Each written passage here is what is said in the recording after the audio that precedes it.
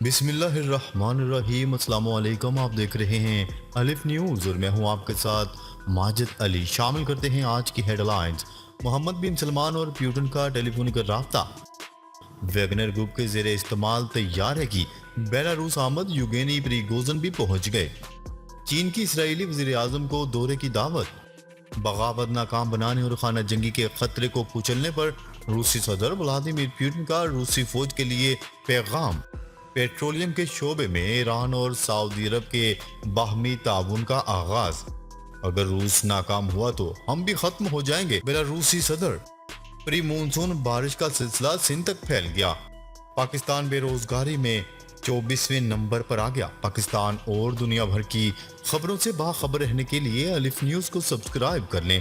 Head lines آپ نے جانی، اب بڑھتے ہیں خبروں کی تفصیلات کی طرف۔ محمد بن سلمان اور پیوٹن کا ٹیلی فونک رابطہ، سعودی ولی عہد شہزادہ محمد بن سلمان اور روسی صدر ولادیمیر پوٹن نے ٹیلی فون پر بات چیت کی، جس میں سعودی ولی عہد نے روس میں ناکام بغاوت کی کوشش سے پیدا ہونے والی کشیدگی ختم ہونے پر اطمینان کا اظہار کیا۔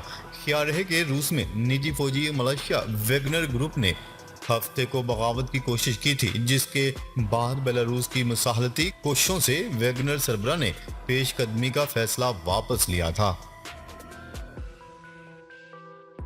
خبر کے اگلے حصے میں بات کرتے ہیں۔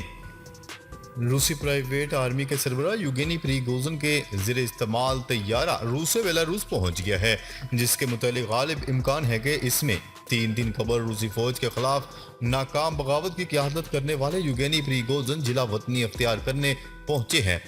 موقر نشریاتی ادارے کی رپورٹ کے مطابق روسی خبرساز ایجنسی RIA کا کہنا ہے کہ حکام نے ہفتے کے آخر میں ناکام بغاوت کے بعد یوگینی پریگوزن کے ویگنر گروپ کے خلاف فوجداری مقدمہ خارج کر دیا ہے۔ واضح ہے کہ فوجی بغاوت کی ناکامی کے بعد یوگینی پریگوزن نے کہا تھا کہ وہ ہمسایہ ملک بیلاروس کے صدر کی دعوت پر جائیں گے، لیکن جلا وطنی کے سفر کی مزید تفصیلات عام نہیں کی گئیں۔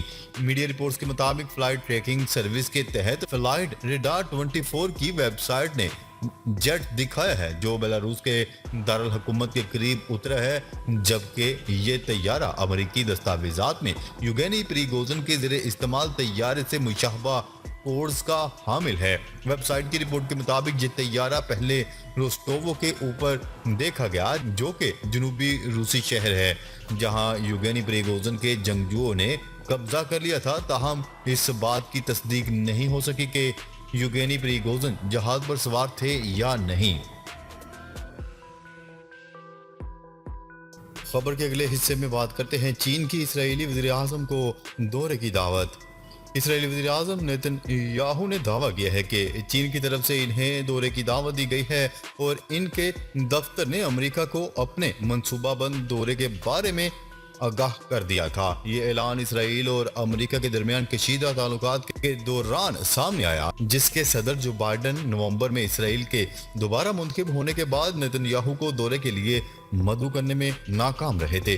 اسرائیلی وزیر اعظم ہاؤس نے اپنے جاری کردہ بیان میں بتایا ہے کہ متوقع دورہ وزیر اعظم نیتن یاہو کا چین کا چوتھا دورہ ہوگا اور امریکی انتظامیہ کو اس سے 1 ماہ قبل آگاہ کر دیا گیا تھا، تاہم ابھی تک یہ واضح نہیں ہو سکا کہ نیتن یاہو کا چین کا دورہ کب تک متوقع ہے اور نہ ہی دیگر تفصیلات ابھی تک سامنے آ سکیں۔ خبر کے اگلے حصے میں بات کرتے ہیں۔ فوجی بغاوت ناکام بنانے اور خانہ جنگی کے خطرے کو کچلنے پر روسی صدر ولادیمیر پوٹن کا فوج کے نام اہم پیغام۔ روسی صدر نے ویگنر گروپ کی 24 گھنٹے کی بغاوت کے بعد خانہ جنگی کے خطرے کو کچلنے پر روسی فوج کا شکریہ ادا کیا۔ عالمی خبرساز ادارے کی رپورٹ کے مطابق روسی ایوان صدر کرملن میں خطاب کرتے ہوئے پوٹن نے فوج، سیکیورٹی فورسز اور نیشنل گارڈ کے 2500 اراکین کا ملک کو افراتفری سے بچانے پر شکریہ ادا کیا۔ پوٹن نے فوج کو مخاطب کرتے ہوئے کہا ہے کہ آپ نے ہمارے شہریوں کے آئینی نظم و نسق، زندگی، سلامتی اور آزادی کا دفاع کیا ہے۔ آپ نے ہمارے وطن کو بغاوت سے بچا کر در حقیقت خانہ جنگی کو روکا ہے۔ انہوں نے مزید کہا ہے کہ روس کے دشمن صورتحال کا فائدہ اٹھاتے اگر بغاوت کامیاب ہو جاتی، ویگنر گروپ کو مکمل طور پر روسی ریاست کی طرف سے مالی امداد فراہم کی گئی تھی۔ واضح رہے کہ ویگنر گروپ کی مختصر بغاوت کی قیادت اس کے سربراہ یوگینی پریگوزن نے کی تھی، جس میں یوگینی نے روسی فوج پر چھوٹے جواب کی بنیاد پر یوگینی حملے کا الزام عائد کیا تھا۔ تاہم یہ بغاوت کریملن اور ویگنر کے درمیان بیلاروس میں ہوئے ایک معاہدے کے بعد ختم ہوئی۔ خبر کے اگلے حصے میں بات کرتے ہیں۔ ایران اور سعودی عرب کے درمیان تیل کے شعبے میں تعاون کا آغاز ہو گیا۔ نیوز رپورٹ کے مطابق ایران کی نیشنل آئل کمپنی کے ڈائریکٹر نے کہا ہے کہ ایران اور سعودی عرب کے درمیان تعلقات کی بحالی کے پیش نظر اور دو طرفہ تعاون کے مقصد سے مشترکہ آئل فیلڈز کے لیے تیاری کا کام شروع کر دیا گیا ہے۔ انہوں نے مزید کہا ہے کہ ایران اور سعودی عرب کے درمیان مشترکہ آئل فیلڈ کی پیداوار میں اضافے کے بارے میں مثبت خبروں کا اعلان جلد کیا جائے گا اور اس کے علاوہ گیس فیلڈ کی تعمیر کے معاہدے پر بھی دستخط کیا جائے اور اس نئے جیک کی تعمیر فی الحال پیٹرو پارس کے ہاتھوں جاری ہے۔ محسن خجستہ مہر کا مزید کہنا تھا کہ ایران اور سعودی عرب کے درمیان کوئی مشترکہ فیلڈ نہیں۔ مشترکہ آئرش آئل فیلڈ میں ڈرلنگ شروع کرنے کے لیے ہماری مکمل تیاری ہے۔ واضح رہے کہ عراق اور عمان کی میزبانی میں ایران اور سعودی عرب کے مابین 2 سال تک مذاکرات اور گفتگو کے بعد 10 مارچ 2023 کو بیجنگ میں ایران اور سعودی عرب نے تعلقات کی بحالی کا اعلان کیا تھا اور اس سلسلے میں اہم پیش رفت کے طور پر 17 جون 2023 کو سعودی عرب کے وزیر خارجہ نے ایران کا دورہ کیا۔ خبر کے اگلے حصے میں بات کرتے ہیں۔ بیلاروس کے صدر الیگزینڈر لوکاشینکو نے کہا ہے کہ اگر روس کو ناکامی کا سامنا کرنا پڑتا تو ہم سب اس کے ملبے تک آتے ہوئے ختم ہو جائیں گے۔ یہ بات انہوں نے روسی سیکیورٹی فرم ویگنر کے روسی انتظامیہ کے خلاف بغاوت کے بارے میں بات کرتے ہوئے کہی۔ بیلاروسی جنرل رینک کی افتتاحی تقریب سے خطاب کرتے ہوئے بیلاروس کے صدر نے ہفتے کے آخر میں روسی انتظامیہ کے خلاف ویگنر کی بغاوت کی کوششوں کا جائزہ پیش کیا۔ لوکاشینکو نے اس حوالے سے اپنے اقدامات کے بارے میں بتاتے ہوئے کہا کہ جب یہ واقعات روس میں ہو رہے تھے میں نے بیلاروسی فوج کو جنگ کے لیے تیار رہنے کی ہدایت دے دی تھی۔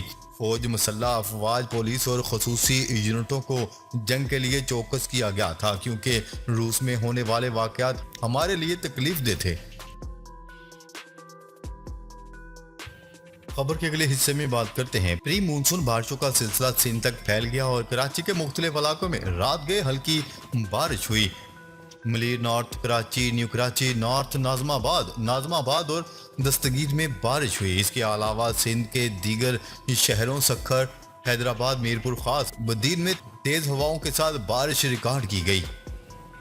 محکمہ موسمیات کے مطابق 30 جون تک سندھ کے مختلف علاقوں میں بارش کا امکان ہے۔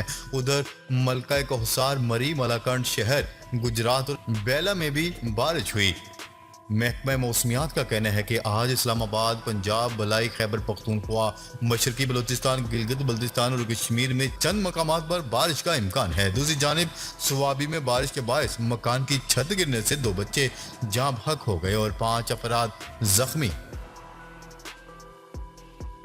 خبر کے اگلے حصے میں بات کرتے ہیں۔ پاکستان بے روزگاری میں اضافے کے بعد دنیا بھر کی فہرست میں 24ویں نمبر پر آ گیا۔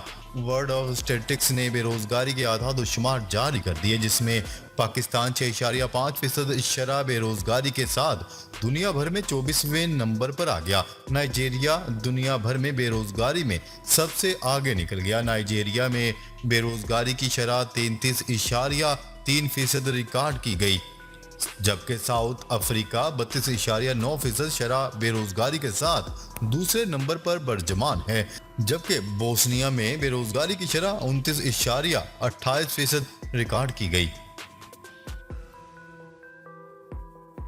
ناظرین، اب تک کے لیے اتنا ہی۔ مزید خبریں لے کر بہت جلد آپ کی خدمت میں حاضر ہوں گے۔ تب تک کے لیے اپنا خیال رکھیے گا۔ اللہ نگہبان۔